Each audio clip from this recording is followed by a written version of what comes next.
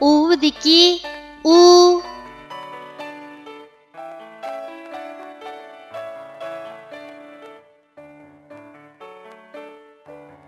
Bu harfning talaffuz qilinishi mundaq.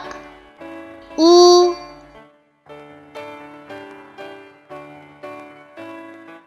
Endi bu harfni o'z ichiga olgan misollarni ko'rib o'tamiz. Uning ayrim shakli. Misol usul. Uning ayrim shakli.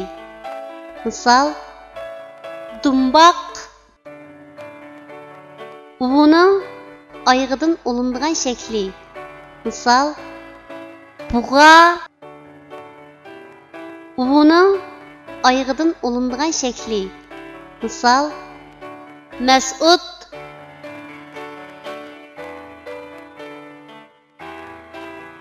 Tuanda biz rasmga birlashtirib, yuqorida o'rganib o'tgan harfning to'g'ri yozilish tartibini mashq qilib o'tamiz. Usul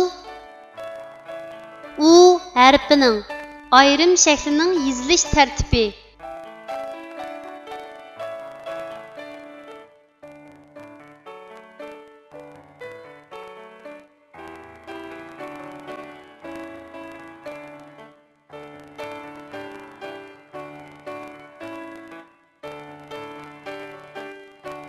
Dumboq u harfining ayrim shaklining yozilish tartibi.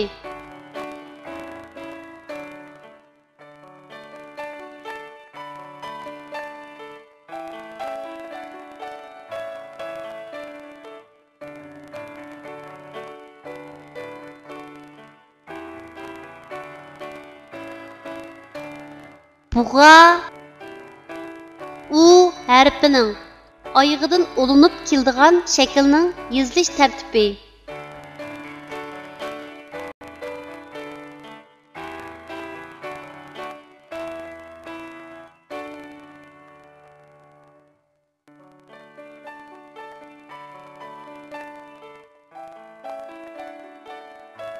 Mas'ud u harfining oyog'idan olinib keladigan shaklning yozilish tartibi.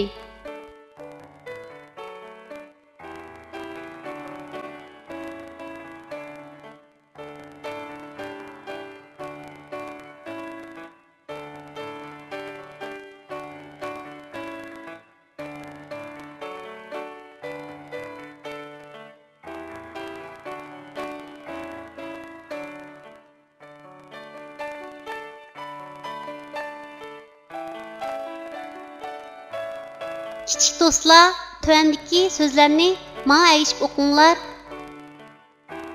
Un, suv, tuz, turna, uzun,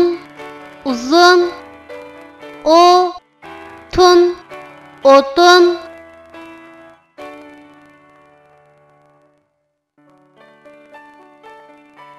Ular nima ish qilyapti? Azaldan top ko'rib baxmagan bir kishi basketbol musobaqasi bo'layotgan maydonga kirib qopdim va tomoshabindan so'rabdim. Ular nima ish qilyapti? Top o'ynayapti. Hey, 10 odam bir topni talishib avar bo'lguncha bir odam birdan o'ynasa bo'lmamdi?